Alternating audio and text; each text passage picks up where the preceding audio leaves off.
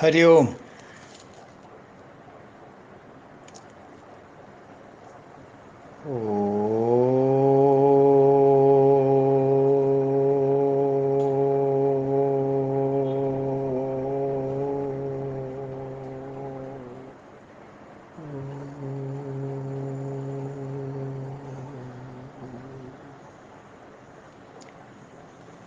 ഓം സഹനാവവതു സഹനൗ ഭുനക്തു സഹ വീര്യം കരവാവഹൈ തേജസ്വിനാവധീതമസ്തു മാ വിദ്വിഷാവഹൈ. ഓം ശാന്തി ശാന്തി ശാന്തി. ശാന്താകാരം ഭുജഗശയനം പത്മനാഭം സുരേശം വിശ്വാധാരം ഗഗനസദൃശം മേഘവർണം ശുഭംഗം ലക്ഷ്മീകാന്തം കമലനയനം യോഗിഹൃദ്ധ്യാനഗമ്യം വന്ദേ വിഷ്ണും ഭവഭയഹരം സർവലോകൈകനാഥം. അപ്പോൾ ഇന്ന് 49ഉം 50ഉം നാമങ്ങളാണ് ചെല്ലാൻ പോകുന്നത് കേട്ടോ. 49ാമത്തെ 50ാമത്തെ ശ്ലോകം. 48 കഴിഞ്ഞു. അപ്പോൾ 49, 50. സുഹൃദ സുമുഖ സൂക്ഷ്മ സുഘോഷാ സുഗത സുഹൃദ് മനോഹരോജിത ക്രോധോ വീരബാഹുർദിവാരണ സ്വാപന സ്വവശോ വ്യാപി നൈകാത്മാനൈക കർമ്മകൃത് വത്സരോ വത്സലോ വത്സി രത്നഗർഭോധനേശ്വര. ഇന്ന് 457ാമത്തെ നാമാണ്. സൂക്ഷ്മ. സ്ഥൂലതയ്ക്ക് കാരണമൊന്നും ഭഗവാനിൽ ഇല്ലാത്തത് കൊണ്ട് ഭഗവാൻ സൂക്ഷ്മമാണ്. സ്ഥൂലമാകാനുള്ള കാരണങ്ങളൊന്നും ഭഗവാന്റെ അടുത്തില്ല. പിന്നെ എങ്ങനെ സ്ഥൂലമാവുക? അതുകൊണ്ട് ഒന്നുകിൽ സ്ഥൂലമാവണം അല്ലെങ്കിൽ സൂക്ഷ്മമാവണം. അതുകൊണ്ട് ഭഗവാൻ സൂക്ഷ്മമാണ്. ഈ സ്ഥൂലമാകാനുള്ള കാരണമൊന്നുമില്ല എന്ന് പറയാൻ കാരണം സ്ഥൂലം ആകുന്നതിന് ഉള്ള കാരണം പഞ്ചഭൂതങ്ങളാണ്. പഞ്ചഭൂതങ്ങൾ കാരണമാണ് ഒരു വസ്തുവിന് സ്ഥൂലത വരുന്നത്, ഒരു പരിമിതി വരുന്നത്. ഭൂമി, ജലം, വായു, അഗ്നി, ആകാശം, ഈ വക പഞ്ചഭൂതങ്ങളുടെ അംശങ്ങൾ ഉള്ളത് കൊണ്ടാണ് ഏതൊരു വസ്തുവിനും സ്ഥൂലത വരുന്നത്, ഒരു ലിമിറ്റേഷൻ വരുന്നത്. ഇതൊന്നുമില്ല എന്നുണ്ടെങ്കിൽ പിന്നെ അത് സൂക്ഷ്മമാണ്, പെർവേസീവ്, ഓൾ പെർവേസീവ്. അപ്പോൾ ഈ ഭൂമി, ജലം, വായു, അഗ്നി, ആകാശം ഇതൊക്കെ ഭഗവാന്റെ സൃഷ്ടിയാണെങ്കിലും ഇവയിലെല്ലാം ഭഗവാന്റെ സാന്നിധ്യം അവരെ പ്രകാശിപ്പിക്കാൻ ഉണ്ടെങ്കിലും ഈ പഞ്ചമഹാഭൂതങ്ങളുടെ ഒന്നിൻ്റെയും പ്രഭാവം ഭഗവാനെ സ്പർശിക്കുന്നില്ല. ഭഗവാനിലും ലെവലേശമില്ല. നമ്മളുടെ ശരീരത്തിൽ നോക്കൂ, എന്താണുള്ളത്? ഈ പഞ്ചഭൂതങ്ങളിനെ എല്ലാം കൂടിയിട്ടുള്ളത്. ഭഗവാന്റെ ശരീരമല്ല. സത്വം യത്തത് പരാഭ്യാം അപരിഗണതോ, സാത്വികമായിട്ടുള്ളതാണ്. അപ്പോൾ ഇതിൻ്റെ താമസികോ രാജേശ്വരികമായിട്ടുള്ള അംശങ്ങളൊന്നുമില്ല. അതുകൊണ്ട് സ്ഥൂലത വരാൻ ഒരു ഒരു തരത്തിലും സാധിക്കില്ല.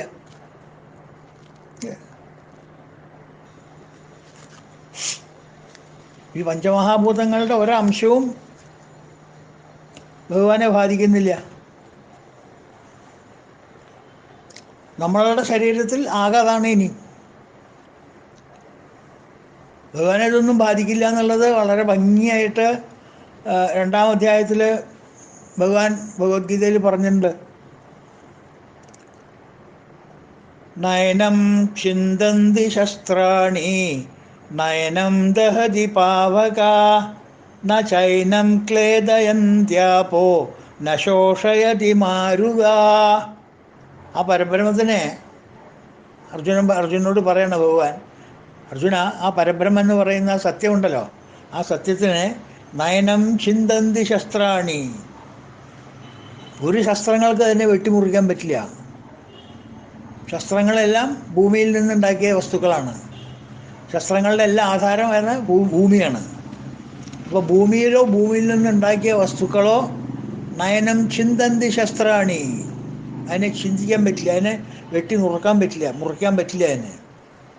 നയനം ദഹതി പാവക, തീയിന് അതിനെ വേവിച്ച് കളയാനും പറ്റില്ല, അതിനെ ചൂടാക്കാനും പറ്റില്ല.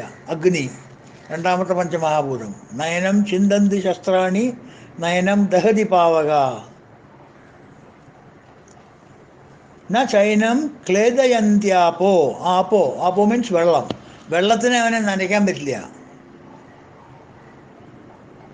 എത്ര നേരം വേണമെങ്കിൽ വെള്ളത്തിൽ കിടക്കാം. വെള്ളത്തിലല്ലേ ഭഗവാന്റെ വാസം. താമരയിലല്ലേ അല്ലേ വെള്ളം നനയ്ക്കുകയോ ഇല്ല. താമരയുടെ ഇല കിടക്കണ പോലെ അങ്ങനെ കിടക്കും, ഒരു നനവും ഉണ്ടാവില്ല. അപ്പോൾ നയനം ക്ലേദയന്ത്യാപോ. അപ്പോൾ എന്തായി? നയനം ചിന്തന്തി ശസ്ത്രാണി, ശസ്ത്രങ്ങൾ അതിനെ വെട്ടിമുറിക്കില്ല ഭൂമി. നയനം ദഹതി പാവക, തീ അതിനെ ചൂടാക്കാൻ പറ്റില്ല, അതിനെ നശിപ്പിക്കാൻ പറ്റില്ല. ന ചൈനം ക്ലേദയന്ത്യാപോ,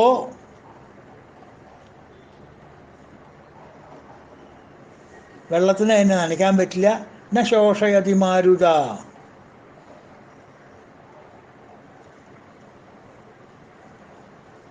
കാറ്റിനെ അവനെ ഇല്ലാണ്ടാക്കാനും പറ്റില്ല, വായു ഇല്ലാണ്ടാക്കാനും പറ്റില്ല. മനസ്സിലായോ?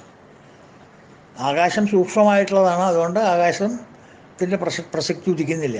ആകാശം ഇതിനേക്കാളൊക്കെ സൂക്ഷ്മമായിട്ടുള്ളതാണ് ആകാശം.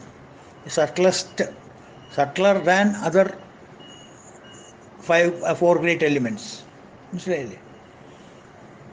അപ്പോൾ ഭൂമി, ജലം, വായു, അഗ്നി ഇതിനൊന്നും തന്നെ അദ്ദേഹത്തിൻ്റെ അടുത്തേക്ക് അടുക്കില്ല. അതിൻ്റെ യാതൊരു പ്രഭാവവും അദ്ദേഹത്തിനെ കാണിക്കില്ല.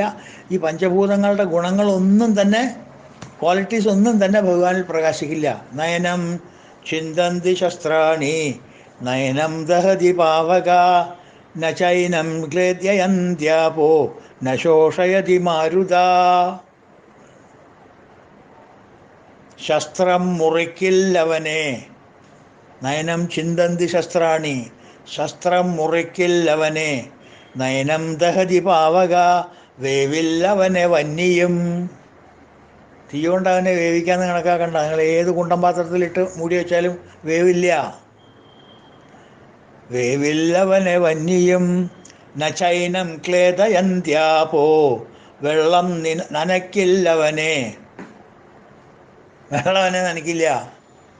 ന ശോഷയതി മാരുത, ശോഷിപ്പിക്കില്ല വായുവും, വായുവിനെയും അവനെ ശോഷിപ്പിക്കാൻ പറ്റില്ല. അപ്പോൾ പഞ്ചമഹാഭൂതങ്ങളിൽ ഒന്നും തന്നെ അവനെ ഒന്നും ചെയ്യാൻ പറ്റാത്തത് കൊണ്ട്, അതിൻ്റെ ഗുണങ്ങളൊന്നും തീണ്ടാത്തത് കൊണ്ട് ഭഗവാൻ സ്ഥൂലമല്ല, സൂക്ഷ്മമാണ്. മനസ്സിലായില്ലേ? അപ്പോൾ ഒരു സ്ഥൂല വസ്തുവിൽ നിന്ന്, ഫോർ എക്സാമ്പിൾ നമ്മുടെ ശരീരം ഒരു സ്ഥൂലമായിട്ടുള്ളതാണ് ശരീരം. ഈ ശരീരത്തിൽ നിന്ന് ഈ മേൽപ്പറഞ്ഞ പഞ്ചമഹാഭൂതങ്ങൾ പോയാൽ ബാക്കി എന്താ ശേഷിക്കണം?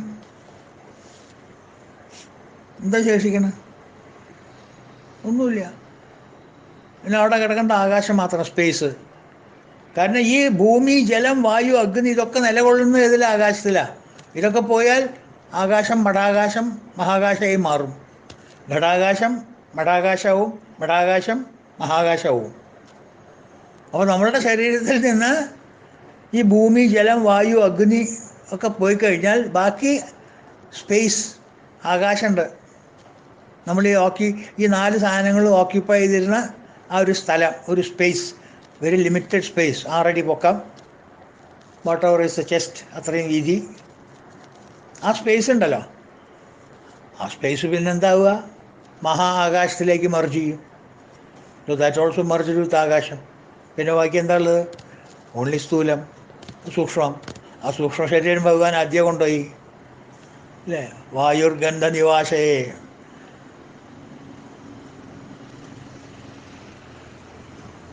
ആദ്യം കയ്യിൽ നിന്ന് പോയില്ലേ? പ്രാണൻ പോയോട് കൂടിയിട്ട്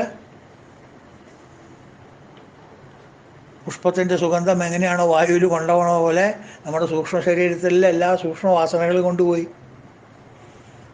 അപ്പോൾ സോഫ്റ്റ്വെയറൊക്കെ പോയി, പിന്നെ ഹാർഡ്വെയർ അവിടെ ബാക്കിയല്ലോ. ആ ഹാർഡ്വെയർ നശിപ്പിച്ചു. അത് 5 ദിക്കിലേക്കായിട്ട് 5 ആൾക്കാർക്ക് ഡിസ്ട്രിബ്യൂട്ട് ചെയ്ത് കൊടുത്തു, 5 മഹാഭൂതങ്ങൾക്കായിട്ട് ഡിസ്ട്രിബ്യൂട്ട് ചെയ്ത് കൊടുത്തു. പിന്നെ വാട്ട് റിമെയിൻസ് ഇസ് സീറോ. ഒരു ഹാർഡ്വെയറും ഇല്ല, സോഫ്റ്റ്വെയർ ആദ്യം പോയി. അതുകൊണ്ട് ഭഗവാൻ സ്ഥൂല ഗുണമില്ലാത്തതാണ്, സൂക്ഷ്മമാണ്. അണോരണീയാൻ, അണുവിനെക്കാട്ടിലും സൂക്ഷ്മമായിട്ടുള്ളതാണ്, കടുകുമണിയേക്കാൾ സൂക്ഷ്മമായിട്ടുള്ളതാണ്. കാരണം കടുകുമണിയുടെ ഉള്ളിലും ഭഗവാനുണ്ട്. അപ്പോൾ ഭഗവാൻ എന്ന് പറഞ്ഞാൽ കടുകുമണിയെക്കാട്ടിലും ചെറുതാണ്. കടുകുമണി സ്ഥൂലമായിട്ടുള്ളതാണ്, നമുക്ക് സൂക്ഷ്മമായിട്ടാണ് തോന്നും. ചെറിയൊരു കടുകുമണി അല്ലെങ്കിൽ ചെറിയൊരു ഉറുമ്പ്, ആ ഉറുമ്പിനേക്കാൾ സൂക്ഷ്മമായിട്ടുള്ളതാണ് ഉറുമ്പിൻ്റെ ഹൃദയത്തിലിരിക്കുന്ന ഭഗവാൻ. അപ്പം ഭഗവാന്റെ ആണോ ഉറുമ്പാണോ സ്ഥൂലം? സ്ഥൂലം ഉറുമ്പന്നെ, ഭഗവാൻ സൂക്ഷ്മമാണ്. അതാണ് അണോരണീയ എന്ന് പറയുന്നത്. Subtler than the subtlest, smaller than the smallest. അപ്പം പഞ്ചഭൂതങ്ങൾക്കും പഞ്ചേന്ദ്രിയങ്ങൾക്കും ഗോചരമല്ലാത്ത അതാണ് സൂക്ഷ്മം എന്ന് പറയുന്നത്. ഭൂമി, ജലം, വായു, അഗ്നി, ആകാശം, ഇതിനൊന്നും തൊടാൻ പറ്റില്ല. അതിന് ബിയോണ്ട് ഓൾ ദ ഫൈവ് ഒന്നിനും ചെന്ന് ചൊറിയാൻ പറ്റില്ല. ഈ 5 മഹാഭൂതങ്ങൾക്കും ചെന്ന് വെറുതെ ചൊറിയാൻ പറ്റില്ല. നമ്മളെയൊക്കെ ചൊറിയാം. അതുകൊണ്ടാണ് പറഞ്ഞത് നയനം ചിന്തന്തി ശസ്ത്രാണി നയനം ദഹതി ഭാവകാണ്. അവരൊന്നും അങ്ങോട്ട് ചെന്ന് ഉപദ്രവിക്കാൻ പറ്റില്ല. Is all insulated from all this.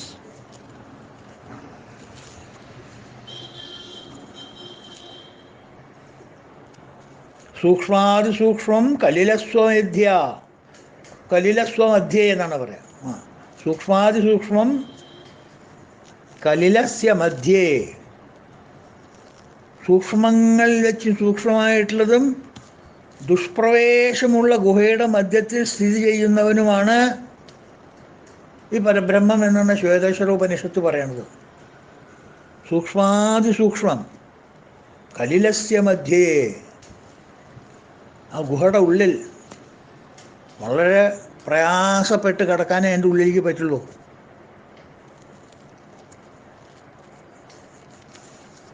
അതിൻ്റെ ഉള്ളിൽ നിന്നാണ് ഈ പ്രകാശിക്കുന്ന സ്ഫുരണം.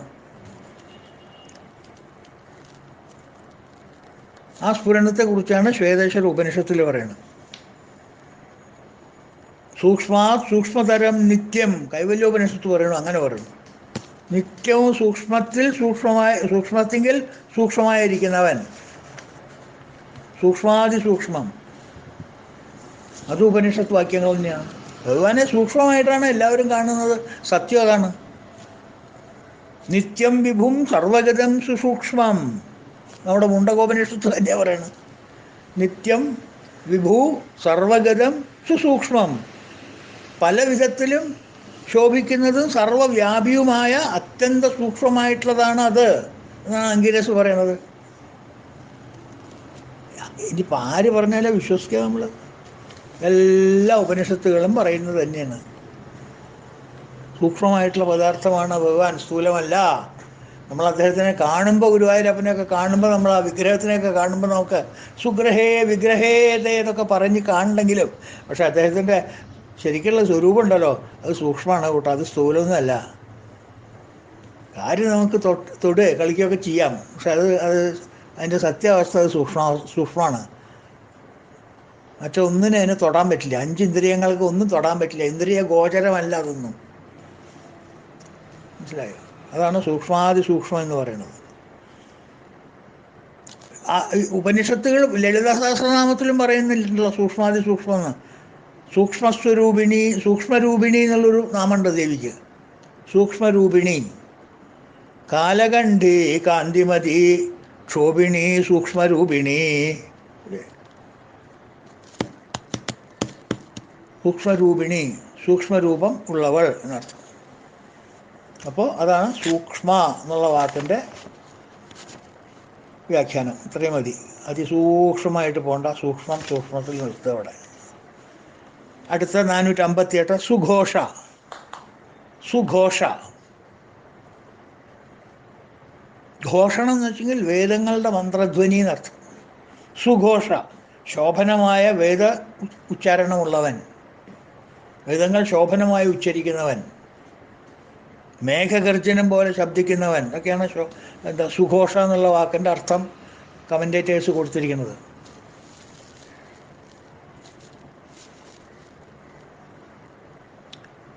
വളരെ സ്ഫുടതയും സ്പഷ്ടവും മാധുര്യവുമായിട്ടുള്ള ശോഭനമായ വേദ ഉച്ചാരണമുള്ളവൻ. എങ്ങനെയാ? ഭഗവാനിൽ നിന്ന് തന്നെയല്ലേ വേദം പുറപ്പെട്ടിട്ടുള്ളത്. വേദമന്ത്രങ്ങൾ ഭഗവാന്റെ ശ്വാസോച്ഛ്വാസമല്ലേ, പിന്നെ എങ്ങനെയാ മറിച്ചാകുക? അസ്യ മഹതോ ഭൂതസ്യ നിശ്വസിതമേതയത് ഋഗ്വേദോ യജുർവേദോ അഥർവാംഗിരീസ. ബൃഹദാരണ്യകം പറയണു. ഋഗ്വേദവും യജുർവേദവും അഥർവവേദവും സാമവേദവും എല്ലാം തന്നെ അസ്യ മഹതോ ഭൂതസ്യ നിശ്വസിതമേതത് യത്, ഈ മഹത്തായ സ്വരൂപത്തിൻ്റെ നിശ്വാസമാകുന്നു 4 വേദങ്ങളും. ബൃഹദാരണ്യ ഉപനിഷത്ത് പറയാണ്, യാജ്ഞവൽക്യ. ഇതൊക്കെ ഉപനിഷത്ത് പ്രോക്തങ്ങളാണ്. ഈ വിഷ്ണു സഹസ്രനാമല്ല ഉപനിഷത്ത് വായിക്കുന്നതിൻ്റെ തുല്യമാണ്. 108 ഉപനിഷത്ത് വായിക്കുന്നതിൻ്റെ തുല്യമാണ് ഈ 108 ശ്ലോകങ്ങൾ വായിക്കണത്. വിഷ്ണു സഹസ്രനാമത്തിൽ 1000 നാമങ്ങൾ വായിക്കണത്. കാരണം എല്ലാം ഉപനിഷത്ത് പ്രോക്തങ്ങളാണ്. ഇപ്പോൾ കണ്ടില്ല, നമ്മൾ കണ്ടപ്പോൾ ഇപ്പം 458 നാമങ്ങൾ കണ്ടു. ഉപനിഷത്തിന് വിരുദ്ധമായിട്ട് അല്ലെങ്കിൽ മറ്റുള്ള പുരാണങ്ങൾക്ക് വിരുദ്ധമായിട്ട്, ലളിതാ സഹസ്രനാമത്തിന് വിരുദ്ധമായിട്ട് ഏതെങ്കിലും ഒരു നാമം നമുക്ക് കാണാൻ പറ്റുമോ? എല്ലാം ലിങ്ക്ഡാണ്. പല രീതിയിൽ പറയണമെന്നുള്ളൂ. Truth is one. പല വിധത്തിൽ നമ്മളതിനെ കാണുന്നു, അത്രയേ ഉള്ളൂ. അതാണ് ഈ നാമത്തിൻ്റെ സഹസ്രനാമത്തിൻ്റെ, വിഷ്ണു സഹസ്രനാമത്തിൻ്റെയും ലളിതാ സഹസ്രനാമത്തിൻ്റെ ഒക്കെ പ്രത്യേകത അതാണ്. ഒക്കെ ഉപനിഷത്ത് പ്രോക്തങ്ങളാണ്, ഇമാജിനറി നാമങ്ങളല്ല. ഭീഷ്മർക്ക് വായ തോന്നിയത് പറഞ്ഞതല്ല, ഭീഷ്മരുടെ അഭിപ്രായമല്ല. ഇതൊക്കെ ഉപനിഷത്തുകളിൽ നിന്ന് കള്ള് ചെയ്ത് എടുത്തിട്ടുള്ള വാക്കുകളാണ് ഇതെല്ലാം. ഓക്കെ. പിന്നെ രണ്ടാമത്തെ വ്യാഖ്യാനത്തിന് പറഞ്ഞ മേഘഗർജനം പോലെ ശബ്ദമുള്ളവൻ. അപ്പോൾ വേദം അവതരിപ്പിക്കുന്ന സമയത്ത് മേഘഗർജനം പോലെയുള്ള ഗംഭീര ശബ്ദമുണ്ടായിട്ടാണ് വേദം ഭഗവാന്റെ ശ്വാസോച്ഛ്വാസത്തിൽ നിന്ന് ആദ്യം പുറത്തേക്ക് വന്നതെന്നാണ് പറയുന്നത്. അപ്പോൾ അത്ര അത്യുച്ചമായിട്ട് ശോഭനമായിട്ടുള്ള വാക്കുകൾ അതേ സമയത്ത് ഉച്ചത്തിൽ വാക്കുകൾ കേൾപ്പിച്ചു. ലോകം മുഴുവൻ കേൾക്കട്ടെ, അങ്ങനെ കേട്ടു എന്നാണ് മഹർഷിമാരുടെ അഭിപ്രായം. അതാണ് സുഘോഷ. ഇനി സുഗത. സുഗത മീൻസ് സുഖം നൽകുന്നവൻ, സത്തുക്കൾക്ക് സുഖം അല്ലെങ്കിൽ സന്തോഷം നൽകുന്നവൻ. ഭഗവാൻ തന്നെയല്ലേ ആനന്ദം പ്രദാനം ചെയ്യാൻ ക്വാളിഫൈഡുള്ള ആൾ. അത് ഭഗവാന്റെ അടുത്ത് മാത്രമല്ലേ ഉള്ളൂ. അദ്ദേഹമല്ലേ ആനന്ദസ്വരൂപനായിട്ടുള്ളൂ. ഉചിതമായിട്ടുള്ള വ്യക്തിയും ഭഗവാൻ തന്നെയല്ലേ. കാരണം പൂർണ്ണനിൽ നിന്ന് മാത്രമല്ലേ നമുക്ക് ആനന്ദം കിട്ടുള്ളൂ. അപൂർണനിൽ നിന്ന് നമുക്ക് വല്ലതും കിട്ടുമോ? ഒരു സ്വൽപ്പനും ആനന്ദം എവിടുന്ന് തരാനാ? പൂർണ്ണനായിട്ടുള്ളവനെ നമുക്ക് ആനന്ദം തരാൻ പറ്റുള്ളൂ. സ്വൽപ്പന് നമുക്ക് എന്താ തരാൻ പറ്റുക? മാക്സിമം കുറച്ച് പ്രഷർ തരാൻ പറ്റും, അല്ലേ? കുറച്ച് പനഞ്ചക്കര നാവുമ്പിൽ വെച്ച് തേച്ച് അതന്നെയാ മധുരം പൊക്കോ എന്ന് പറയണ പോലെ പറ്റും. അല്ലാണ്ട് സാന്ദ്രാനന്ദാവും തന്ന് അവബോധത്തോട് കൂടിയിട്ടുള്ള സാന്ദ്രാനന്ദം തരണമെങ്കിൽ അത് പൂർണ്ണ അവസ്ഥയിൽ നിന്ന് തന്നെ നമുക്ക് കിട്ടുള്ളൂ.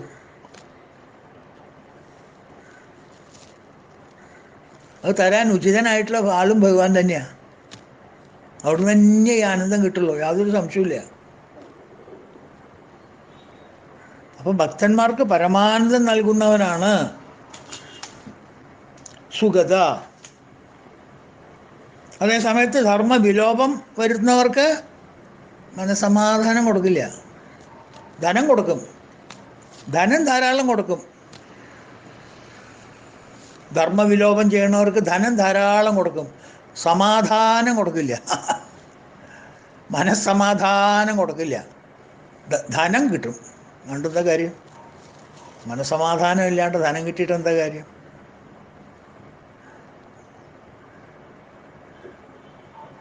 ധനമു മഞ്ചിത രാമുനി സന്നിധാനമു മഞ്ചിത എന്ന് ചോദിച്ചില്ലേ ത്യാഗരാജൻ? ധനമാണോ നല്ലത്, രാമൻ്റെ സന്നിധാനമാണോ നല്ലത് എന്ന്? ധനമു മഞ്ചിത രാമുനി സന്നിധാനമു മഞ്ചിത. ഒരു പ്രശ്നവുമില്ല വോട്ട് ചെയ്യാൻ രാമൻ്റെ സന്നിധാനം എന്ന്. ധനമൊന്നുമല്ല നമുക്ക് കാര്യം. ധനം കിട്ടിയിട്ട് എന്താ കാര്യം മനസ്സമാധാനം ഇല്ലെങ്കിൽ? അതാണ് സുഗത എന്നുള്ള വാക്കിൻ്റെ അർത്ഥം. ഓക്കെ, അടുത്ത 460 സുഹൃത്ത്. സുഹൃത്ത് എന്ന് വെച്ചാൽ എല്ലാ ജീവികളുടെയും സ്നേഹിതൻ എന്നർത്ഥം. സിമ്പിൾ, സ്നേഹിതൻ, ഫ്രണ്ട്. ആരാ ശരിക്കും സ്നേഹിതൻ? നമുക്ക് എല്ലാവർക്കും ഉള്ളൊരു റിലേഷൻഷിപ്പ് അല്ലേ ഇത്, ഫ്രണ്ട്ഷിപ്പ്. ഈ ഷിപ്പ് എന്ന് പറഞ്ഞാൽ ആരാ ഈ ഫ്രണ്ട് എന്ന് പറയുന്നത്? സ്നേഹിതൻ എന്ന് പറയാൻ എന്താ അർഹത ആർക്കാ ഉള്ളത്? പ്രത്യുപകാര ഇച്ഛയില്ലാതെ അവരോട് യാതൊരു അപേക്ഷയുമില്ലാതെ സഹായത്തിന് എത്തുന്നവരല്ലേ സുഹൃത്തുക്കൾ? Nothing in return but I do my best. അല്ലേ സുഹൃത്ത്?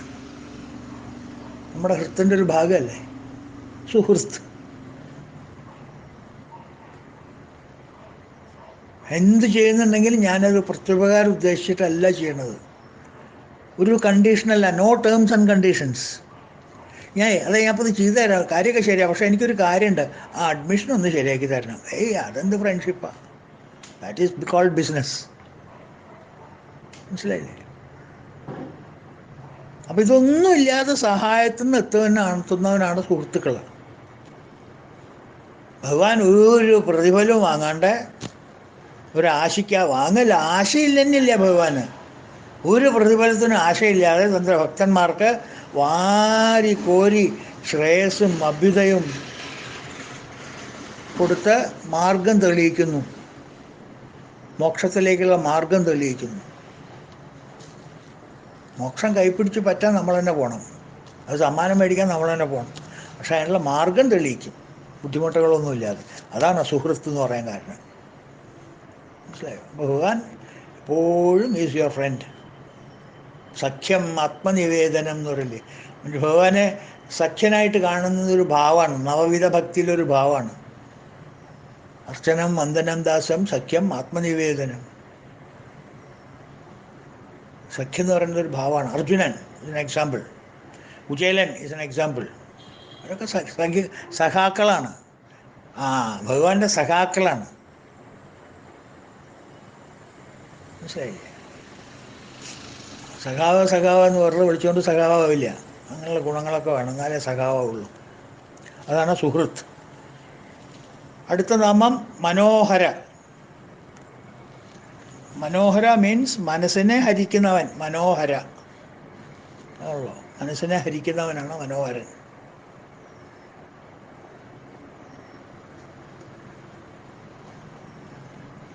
ആനന്ദസ്വരൂപനായിരിക്കുന്ന ഭഗവാൻ, സത്യസ്വരൂപനായിരിക്കുന്ന ഭഗവാൻ, ജ്ഞാനസ്വരൂപിയായിരിക്കുന്ന ഭഗവാൻ ഭക്തന്മാരുടെ മനസ്സിനെ ഹഠാത് എന്ന് പറഞ്ഞ് ആകർഷിക്കണം. പെട്ടെന്ന് ആകർഷിക്കണം ഭഗവാൻ ഭക്തന്മാരുടെ മനസ്സ്. Those who are qualified to be bhaktas. ഭക്തരുടെ ക്വാളിഫിക്കേഷൻ അറിയാലോ, 12-ാം അധ്യായത്തിലെ ശ്ലോകങ്ങൾ. എന്താണ്? അദ്വേഷ്ട സർവഭൂതാനാം മൈത്ര കരുണയേവച. ആ ലിസ്റ്റ് ഉണ്ടല്ലോ, ആസ് പെർ ദാറ്റ് അപ്പൻഡിക്സ്. അതിലേതെങ്കിലും ഒന്ന് ക്വാളിഫൈ ചെയ്തിട്ടുള്ളവന് ഭക്തനാവാം. അങ്ങനെയുള്ള ഭക്തൻ്റെ മനസ്സ് ഹഠാതായിട്ട് ഭഗവാൻ ആകർഷിക്കുന്നു. കൃഷ്ണൻ എന്ന വാക്കിൻ്റെ അർത്ഥം തന്നെ ആകർഷിക്കുന്നവൻ എന്നല്ലേ. കൃഷ്ണ ആകർഷിക്കുക. വലിയൊരു കാന്താണ് ഭഗവാൻ, വലിയൊരു കാന്തശക്തിയാണ്. The biggest magnet in the world.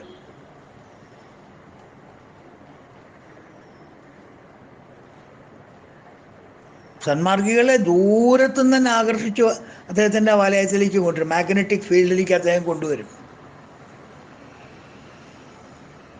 മാത്രമല്ല അതിന് മുന്നോടിയായിട്ടുള്ള ചെയ്തിട്ടുള്ള സകല പാപങ്ങളും തീർക്കും ചെയ്യും. നമ്മൾ കണ്ടില്ലേ, സർവ്വ പാപേഭ്യോ എല്ലാം തീർത്തും, എല്ലാ അക്കൗണ്ട് ക്ലോസ് ചെയ്യും.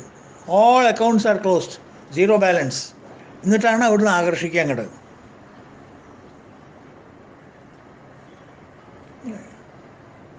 അപ്പോൾ മനസ്സിലുള്ള ദുഷ്ടുകളെല്ലാം അദ്ദേഹം കൊണ്ടുപോകും നമ്മളുടെ കയ്യിൽ നിന്ന് ആദ്യം തന്നെ.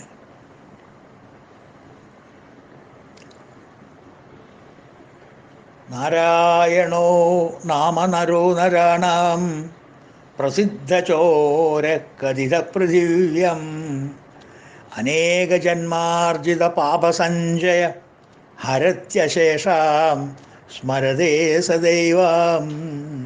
ഇതൊരു ഭംഗിയായിട്ടുള്ള ശ്ലോകം നോക്കൂ. നാരായണോ നാമ നരോ നരാണാം പ്രസിദ്ധ ചോരക്കഥിത പൃഥിവ്യാം.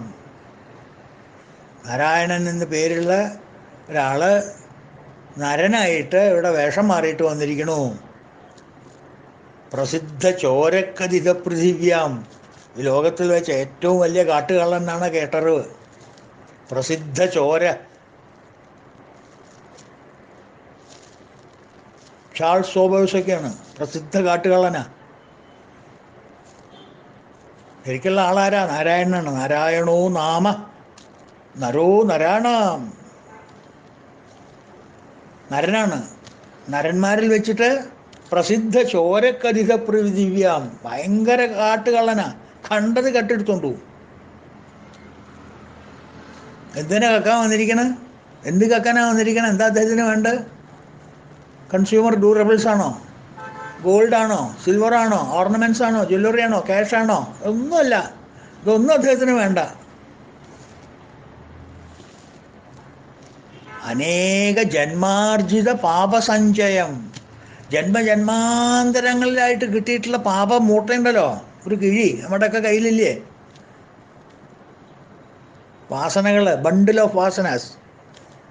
അനേക ജന്മ ആർജിത പാപസഞ്ചയം.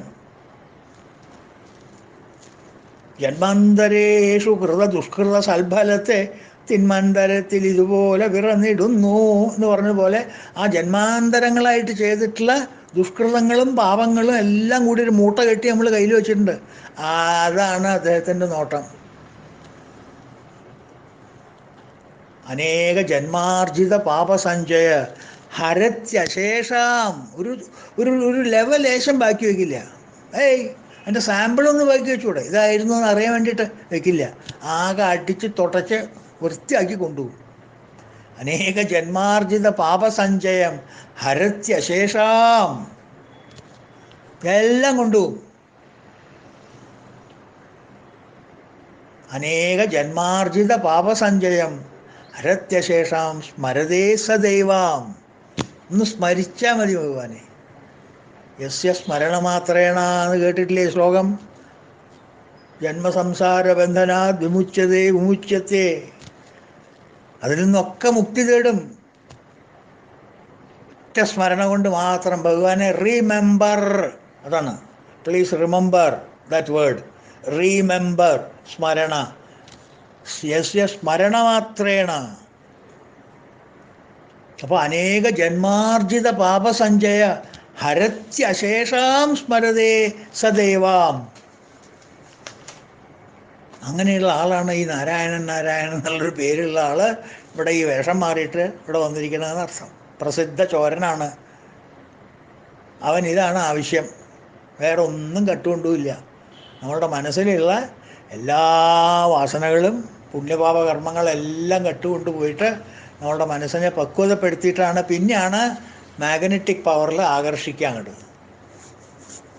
അപ്പോഴേക്ക് നമ്മൾ വളരെ ലേറ്റാവും. ഇല്ലെങ്കിൽ മാഗ്നറ്റ് വലിച്ചാൽ വരില്ല. കനണ്ടേ, അതൊക്കെ കളയണ്ടേ, കനമൊക്കെ കളയണ്ടേ, പാപത്തിൻ്റെ ഘനം കളയണ്ട. ആ ഘനമൊക്കെ ആദ്യം കൊണ്ടുപോകും, പിന്നീടാണ് നമ്മളെ വലിച്ചങ്ങോട്ട് കൊണ്ടുപോകുക. നമ്മൾ വളരെ ലൈറ്റ്, ഫെദർ ലൈറ്റ് ആവും. നമ്മൾ ഒന്നുമില്ല നമ്മുടെ കയ്യിൽ. No luggage make travel comfortable.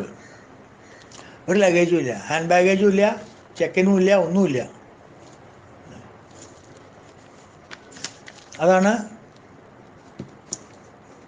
മനോഹര, മനസ്സിനെ ഹരിക്കുന്നവനർത്ഥം. നമ്മളുടെ മനസ്സ് എന്ന് പറയുന്നത് പ്രാരാബ്ധ ഭാണ്ഡാണ്, പുരുഷാർത്ഥ ഭാണ്ഡവും. പ്രാരാബ്ധവശാത്ത് നമ്മൾ ചെയ്തിട്ടുള്ള പാപകർമ്മങ്ങളും പുരുഷാർത്ഥം ഈ ജന്മത്തിൽ നമ്മൾ ചെയ്ത് കൂട്ടിയിട്ടുള്ള പാപങ്ങളും പുണ്യങ്ങളും എല്ലാം ബോത്ത് രണ്ടും കൂടിയിട്ടുള്ളൊരു മിശ്രമായിട്ടുള്ള ഒരു ഭാണ്ഡമാണ്, രണ്ട് ഭാണ്ഡാണ്, മൂട്ട അല്ലേ? ഭക്തരാമദാസ് അതല്ലേ പറയാം, രാമ നീക്കൊക മാട്ട, രാമ നാക്കൊക മൂട്ട. രാമ, നിനക്ക് ഒറ്റ മാട്ടേ ഉള്ളൂ, ഒരു വാക്കേ നിനക്കുള്ളൂ, എനിക്കൊരു മൂട്ടയാണ്. മൂട്ട മീൻസ് കുട്ടിച്ചാക്ക്. തെലുങ്കിൽ മൂട്ട എന്ന് വെച്ചാൽ കുട്ടിച്ചാക്കാണ് അർത്ഥം. തമിഴിലും മൂട്ട തന്നെയാണ് പറയാം കുട്ടിച്ചാക്കിന്. നാട്ടിലങ്ങനെ പറഞ്ഞു കേട്ടിട്ട്, നമ്മുടെ മലയാളത്തിൽ അങ്ങനെ പറഞ്ഞു കേട്ടിട്ടില്ല മൂട്ടാന്ന്, കുട്ടിച്ചാക്ക്. അപ്പോൾ രാമ, നിനക്ക് ഒരേ ഒരു മാട്ട, എനിക്കില്ലൊരു മൂട്ട, ഒരു കുട്ടിച്ചാക്കും. ആ കുട്ടിച്ചാക്കാണ് ഈ പ്രാരാബ്ധം എന്ന് പറയുന്നത്. അതാണ് ഈ ഭഗവാൻ വലിച്ചുകൊണ്ട് ഓടണം. ഇതെൻ്റെയാ എന്ന് പറഞ്ഞിട്ട് ഓടണതാണ്.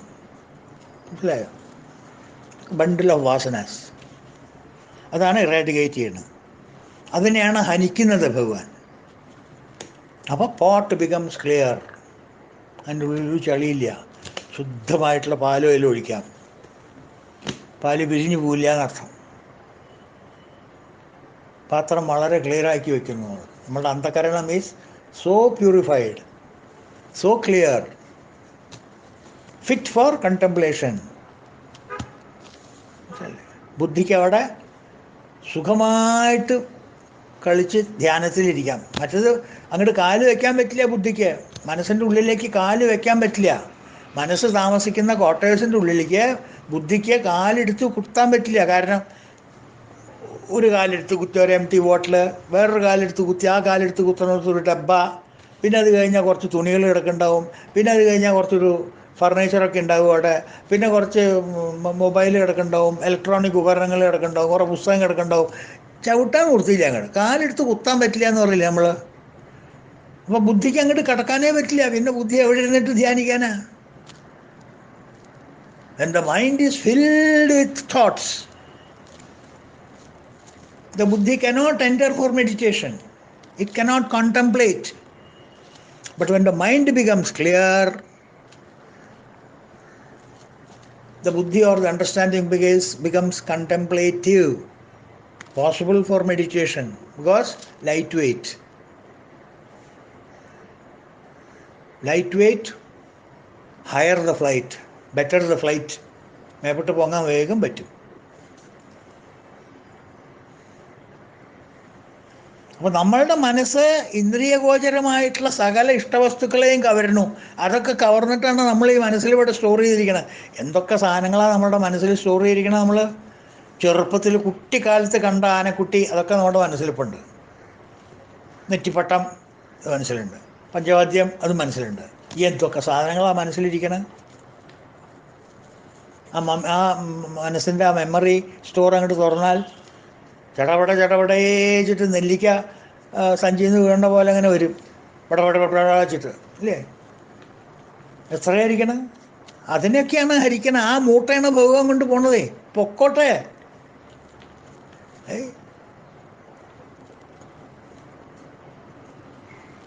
അപ്പം നമ്മൾ ലോകത്തിലുള്ള എല്ലാ ഇഷ്ടവസ്തുക്കളെയും നമ്മുടെ മനസ്സ് കവർന്നെടുക്കണു. ആ മനസ്സിനെയാണ് ഭഗവാൻ കവർന്നെടുക്കുന്നത്, ഭഗവാൻ കൊണ്ടുപോകുന്നത്. നമ്മളുടെ പ്രാർത്ഥനയ്ക്ക് അനുസരിച്ചിട്ട് നമ്മൾ പ്രാർത്ഥിച്ചിട്ടാണ് കൊണ്ടുപോകുള്ളൂ, വെറുതെ കൊണ്ടുപോകില്ല ഭഗവാൻ. അയ്യോ, no, he will not come without invitation. അത് വിചാരിക്കണ്ട. ഞാൻ ഭഗവാനെ വിളിച്ചില്ലല്ലോ. വിളിച്ചിട്ടുണ്ട്, നിങ്ങൾ ഭഗവാനെ വിളിച്ചിട്ടുണ്ട്, അറിഞ്ഞോ അറിയാണ്ടേ വിളിച്ചിട്ടുണ്ട്. ആ പെറ്റീഷൻ കൊടുത്തിട്ടുണ്ട്, അതവിടെ റെക്കോർഡായിട്ടുണ്ട്.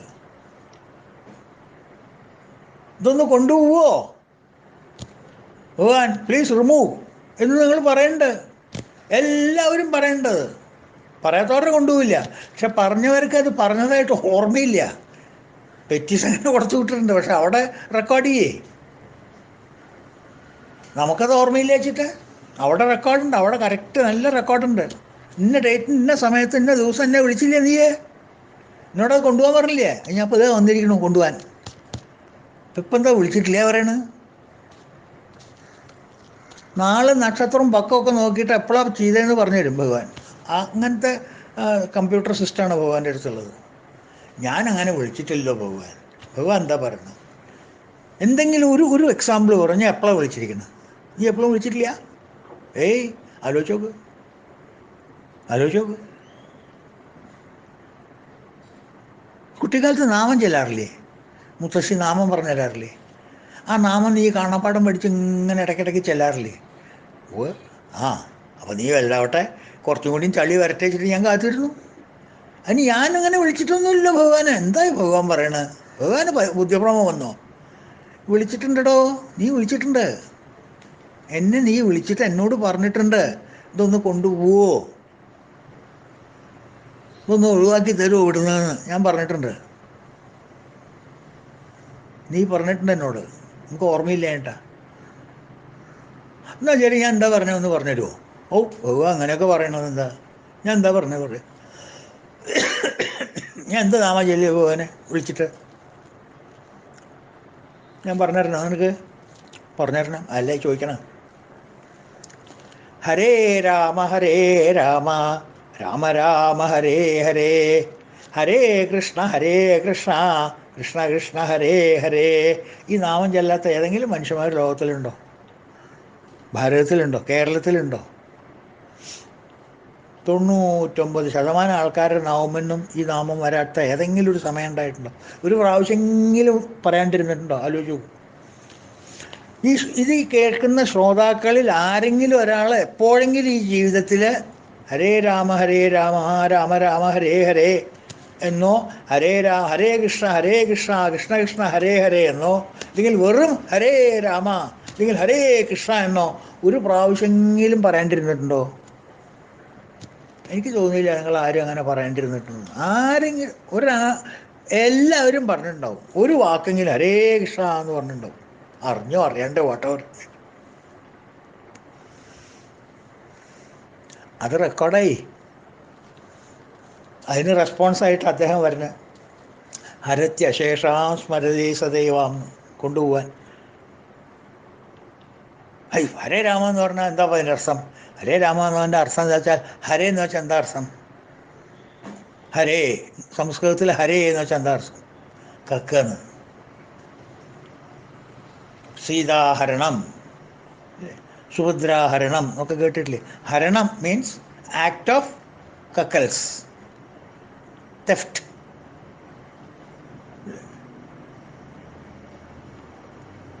ഹരേ രാമ എന്ന് പറഞ്ഞാൽ എന്താ?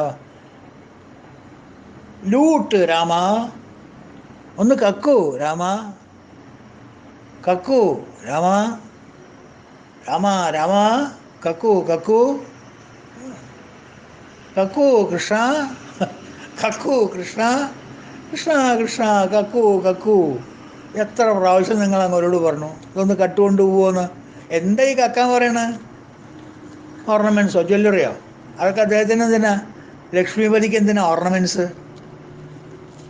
ഒന്നാമതൊന്നും നിങ്ങളുടെ അല്ലല്ലോ. നിങ്ങളുടെ അല്ലാത്തൊരു വസ്തു അങ്ങോട്ട് കൊണ്ടുപോകുമോ? കേൾക്കട്ടെ, നിങ്ങളുടെ ആയിട്ടുള്ള വസ്തുവല്ലേ കൊണ്ടുപോകുള്ളൂ. അതല്ലേ നിങ്ങൾ കക്കാൻ പറയണത്? എന്തിനാ കക്കാൻ പറയണത്? കാരണം അറിഞ്ഞിട്ട് കൊടുക്കില്ല. നിങ്ങൾ അറിഞ്ഞിട്ട് നിങ്ങളുടെ അഹങ്കാരത്തിനെ കൊടുക്കുമോ ഭഗവാന്? സറണ്ടർ ചെയ്യോ? ഇല്ലല്ലോ, ഇല്ല.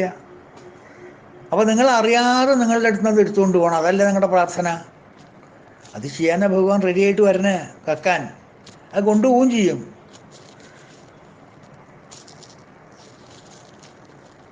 അപ്പോൾ ഈ നാമം അമൃതബിന്ദു ഉപനിഷത്തിൽ വരുന്നതാണ്.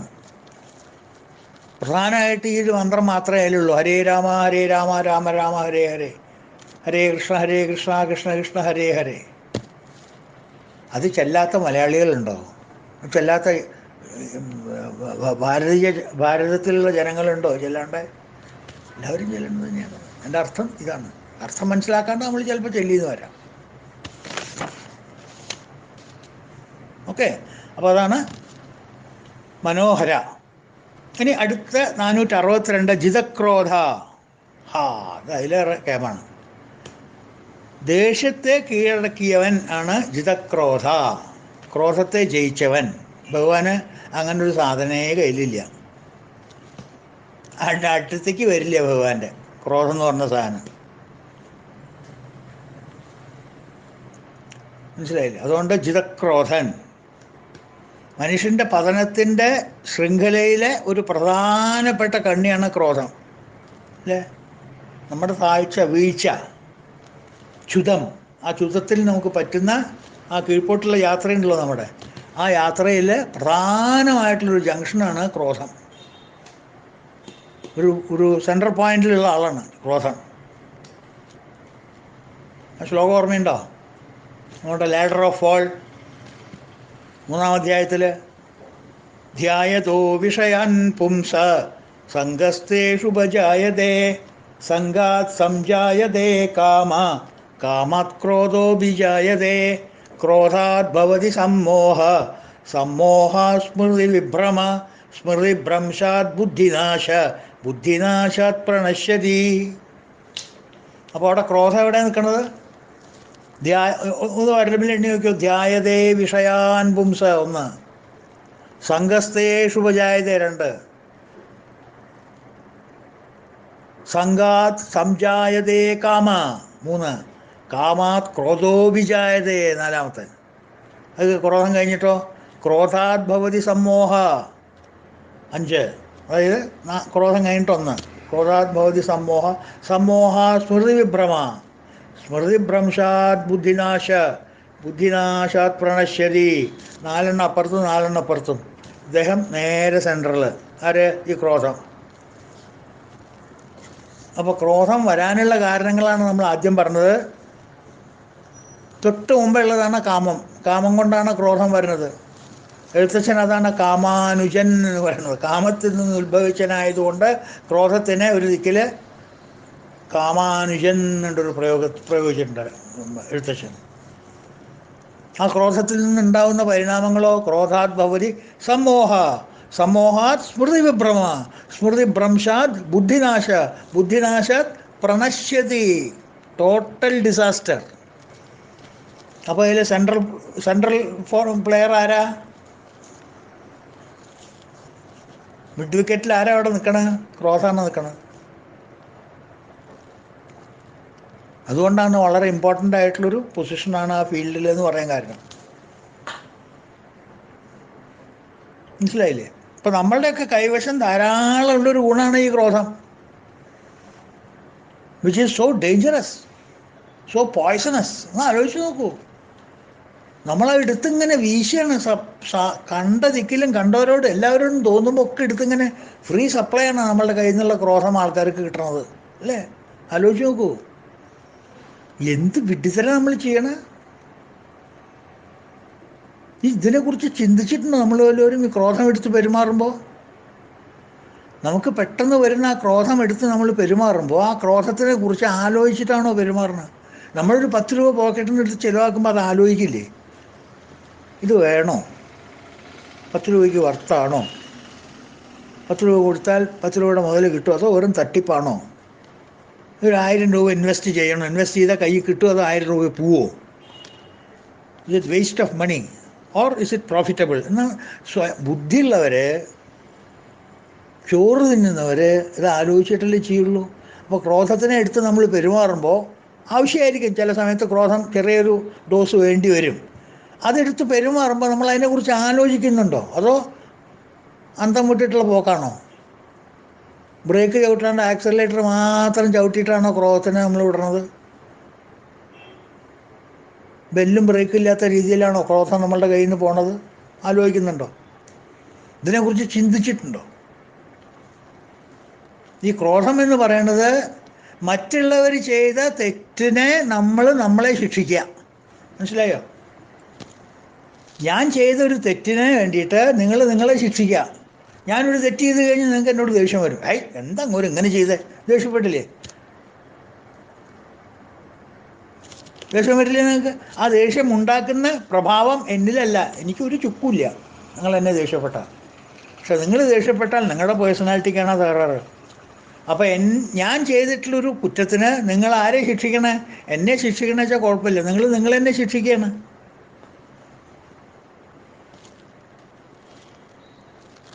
അപ്പോൾ ഓരോ ക്രോധപ്രകടനവും നമ്മളുടെ മനസ്സിനെ ചാട്ടവാറ് കൊണ്ടുള്ള ഓരോ അടിയാണ് തളർത്തിടാൻ. സൂക്ഷിച്ചിട്ട് വേണം ക്രോധം പ്രകടമാക്കാൻ.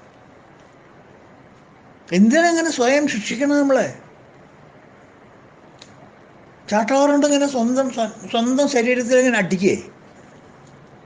തമിഴ്നാട്ടിൽ ആന്ധ്രാപ്രദേശിലൊക്കെ ഭിക്ഷാടനം യാചിക്കാൻ വേണ്ടിയിട്ട് പോകുമ്പോൾ ആൾക്കാർ ഇങ്ങനെ ഉണ്ടാവും, ചാട്ടവാറ കൊണ്ട് പുറത്ത് ഇങ്ങനെ ടപ്പെന്നിങ്ങനെ അടിക്കും. അതവർക്ക് ഉപജീവനത്തിന് വേണ്ടിയിട്ടാണ്. നമ്മൾ ക്രോധം പ്രകടിക്കുന്നത് ഉപജീവനത്തിന് വേണ്ടിയിട്ടാണ്. എന്തിന് വേറൊരാൾ ചെയ്ത കുറ്റത്തിന് നമ്മളെന്തിന് ശിക്ഷ ഏറ്റുവാങ്ങണം? അത് നമ്മൾ തന്നെ നമ്മളെന്തിന് ശിക്ഷിക്കണം? Why yourself punishing yourself? Self goal എന്തിനാ അടിക്കണം? സെൽഫ് വിക്കറ്റ് എന്തിനാ ഉണ്ടാക്കണം? ഒരു 2 മിനിറ്റ് മനുഷ്യന് ക്രോധം വന്നു കഴിഞ്ഞാൽ U check with a psychiatrist how it impacts your nervous system, all factory nervous system. അതെങ്ങനെ നിങ്ങളെ ബാധിക്കും, നിങ്ങളുടെ പേഴ്സണാലിറ്റി എങ്ങനെ ബാധിക്കും, ഒന്ന് പോയി മനസ്സിലാക്കൂ.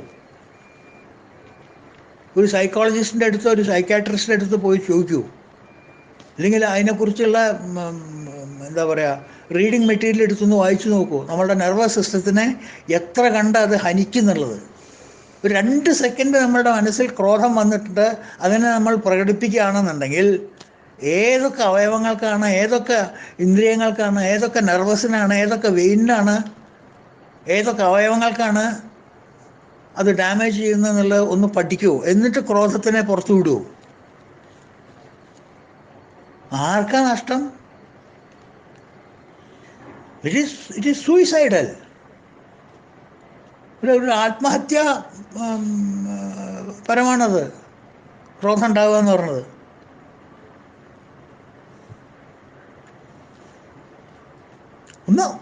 നമുക്ക് ഒരാളൊരു തെറ്റ് ചെയ്തു എന്ന് വിചാരിക്കുക. എന്തുകൊണ്ടാണ് അയാൾ തെറ്റ് ചെയ്യണം? ആലോചിക്കുന്നുള്ളൂ. നമ്മളൊരു തെറ്റ് ചെയ്തു, എന്തുകൊണ്ടാണ് നമ്മൾ തെറ്റ് ചെയ്യണം? ഞാനൊരു തെറ്റ് ചെയ്തിട്ട് വേറൊരാൾ എന്നെ ശകാരിച്ചാൽ എനിക്ക് സങ്കടം വരില്ലേ?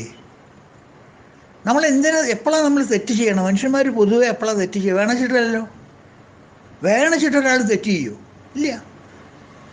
അപ്പം ആ തെറ്റ് ചെയ്യുന്നത് നമ്മളിലുള്ളൊരു രോഗത്തിൻ്റെ ലക്ഷണമാണ്. എന്തോ ഒരു രോഗം നമ്മളുടെ മനസ്സിലുണ്ട്, അതുകൊണ്ടാണ് നമ്മൾ ആ തെറ്റ് ചെയ്യണത്, അല്ലേ? അപ്പോൾ ഒരു രോഗിയെ നിങ്ങൾ ദേഷ്യപ്പെടുകയുണ്ട്. ആ രോഗത്തിനുള്ള ലക്ഷണം മാറ്റല്ലേ വേണ്ട? പനി പിടിച്ച് കുട്ടി വന്നാൽ അവന് ദേഷ്യപ്പെടുക ചെയ്യുക. എന്നോട് ഞാൻ അപ്പം പറഞ്ഞിട്ടുണ്ട് മഴച്ചാറിൽ കൊള്ളരുതെന്ന്. അപ്പം എന്തായി? അതാ ചെയ്യുക. അതോ മരുന്നിന് അന്വേഷിച്ച് മൂക്കിലും വല്ല ഭാവം തേഴിക്കുക, അല്ലെങ്കിൽ തലയിൽ വല്ല രാസനാഥി പൊടി തിരുമ്പേ, അതൊക്കെയാണോ ചെയ്യേണ്ടത്? അല്ലെങ്കിൽ കുറച്ച് കുരുമുളക് കഷായം കൊടുക്കുക, അതാ ചെയ്യേണ്ടത്? അതിന് അവനെ റൂമിലിട്ടിട്ട് അവനെ അങ്ങോട്ട് ശകാരിക്കേ?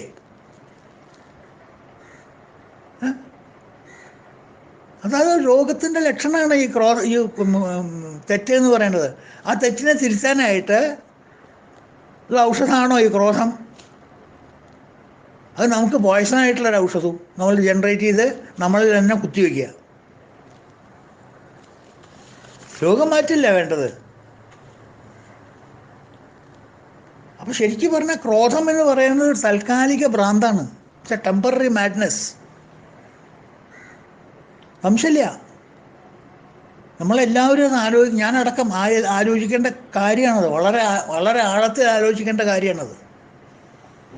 സ്വാമി എന്താ പറയുക, ശിവാനന്ദ പറയും, anger is 1 letter short of danger എന്ന്.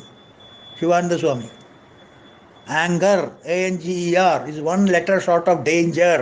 ഡി എന്നുള്ളൊരു അക്ഷരത്തിൻ്റെ ഷോർട്ടേജേ ഉള്ളൂ. It's dangerous. അപ്പോൾ ക്രോധത്തിൻ്റെ ഉത്ഭവം കാമത്തിൽ നിന്നാണ്.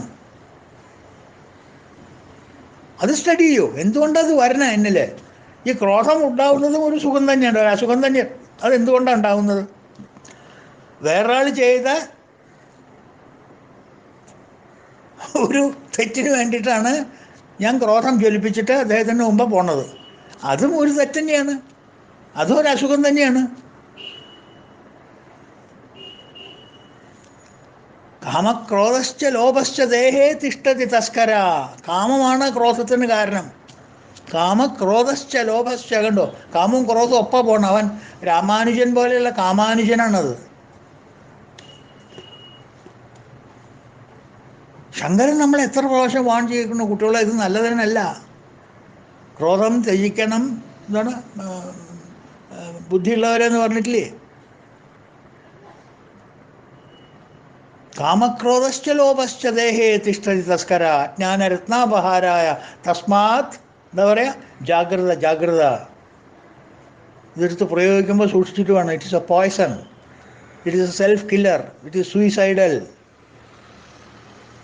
ആധ്യാത്മിക മാർഗത്തിൽ സഞ്ചരിക്കുന്നവർക്ക് തീർച്ചയായിട്ടും ക്രോധം നമ്മൾ ത്യജിച്ചേ പറ്റൂ, number 1. Otherwise you are not fit for this field.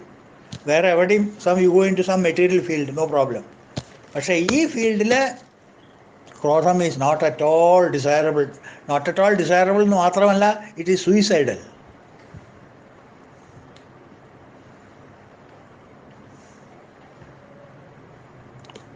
കാശിക്ക് പോയിട്ട് കോപം ത്യജിച്ചു വന്ന പണ്ടത്തെ കാരണവന്മാരുണ്ട്. അവരൊക്കെ നമസ്കരിക്കണം. വെണ്ടക്കായും വഴുതനങ്ങയും ഉപേക്ഷിച്ചിങ്ങോട്ട് പോരല്ല. കാശി പോയാൽ എന്തെങ്കിലും ഒന്ന് ഉപേക്ഷിക്കണ്ടേ? ഒരാൾ പോയിട്ട് ക്രോധം അങ്ങോട്ട് ഉപേക്ഷിച്ചു, ക്രോധം ഉപേക്ഷിച്ചിട്ട് ഇങ്ങോട്ട് വന്നു. പിന്നെ ജീവിതത്തിൽ ക്രോധം എന്ന് പറഞ്ഞാൽ അദ്ദേഹം പ്രകടിപ്പിച്ചിട്ടില്ല. അങ്ങനെയുള്ള ആൾക്കാർ ജീവിച്ചിരിപ്പുണ്ട്. നമ്മളുടെയൊക്കെ ബന്ധുക്കളുണ്ട്. ഞാൻ എൻ്റെ സ്വന്തം മുത്തച്ഛൻ്റെ കാര്യമാണ് പറയുന്നത്. അച്ഛൻ്റെ അച്ഛൻ ശിവദാസ ഭട്ടതിരിപ്പാട് ഗുരുവായൂർ 14 കൊല്ലം മേശാന്തിയായിരുന്നു. അദ്ദേഹം കാശിക്ക് പോയിട്ട് ഉപേക്ഷിച്ചത് ക്രോധ. അത് കഴിഞ്ഞ് വന്നതിന് ശേഷം ക്രോധം എന്ന് പറഞ്ഞ സാധനം അദ്ദേഹത്തിൻ്റെ അടുത്തു കൂടെ പോയിട്ടില്ല, മരിക്കുന്നത് വരെ എന്ന് എൻ്റെ അച്ഛൻ പറഞ്ഞു കേട്ടിട്ടുണ്ട്. ഞാൻ അദ്ദേഹത്തിനെ കണ്ടിട്ടില്ല, കാണാനുള്ള ഭാഗ്യം ഉണ്ടായിട്ടില്ല. പക്ഷേ ഒരു വീക്ക്നെസ് അദ്ദേഹത്തിനുള്ളത് വലിയ ചീട്ടുകളി ഭ്രാന്തനാണ്. എന്താ അറിയില്ലേക്ക്, ചീട്ട് കളിക്കാതിരുന്നാൽ വലിയ ഭ്രാന്ത. ചീട്ട് കളിക്ക് ഈ 28 കളിക്കില്ല, 6 ആൾ കൂടി ഇരുന്നിട്ട് വലിയ ഭ്രാന്ത. അപ്പോൾ മേശാന്തി അല്ലാത്ത സമയത്ത്, പുറപ്പെടശാന്തി ആണെങ്കിൽ പുറത്തേക്ക് വരാൻ പറ്റില്ല, മേശാന്തി അല്ലാത്ത ചില സമയത്ത് 12 പ്രാവശ്യം അദ്ദേഹം മേശാന്തി ആയിട്ടുണ്ട്.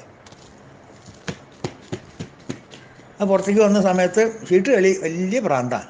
എന്നാൽ ഈ ചീട്ട് കളിക്കുമ്പോൾ വല്ലവരും തെറ്റിച്ച് കളിച്ചാലോ മഹാദേഷ്യാണ്. ഇനി അവിടെ എൻ്റെ കാരണം. പക്ഷേ ഒരു രസം എന്താ വെച്ചാൽ, അച്ഛൻ പറഞ്ഞേക്കാം, ഈ ദേഷ്യം വന്നു കഴിഞ്ഞാൽ ചപ്പ ചവറാന്ന് പറഞ്ഞ് ചീത്ത പറയില്ല. എന്തോട് താൻ സ്പീഡ് ഏഴാങ്കൂലി ഇറക്കുക, തന്നോട് സ്പീഡ് ഏഴാങ്കൂലി ഇറക്കാൻ പറഞ്ഞാണ്, അടിഞ്ഞ് തുരുപ്പല്ലേ, അതാ കയ്യിൽ വെച്ചിരുന്നിട്ട് സ്പീഡ് ഇറക്കണം, താൻ എന്ത് എവിടുന്ന് കളി പഠിച്ചതാണോ, അങ്ങനെയൊക്കെയല്ലേ നമ്മൾ പറയാം. മുത്തച്ഛൻ അങ്ങനെയല്ല അത്രേ പറയാം.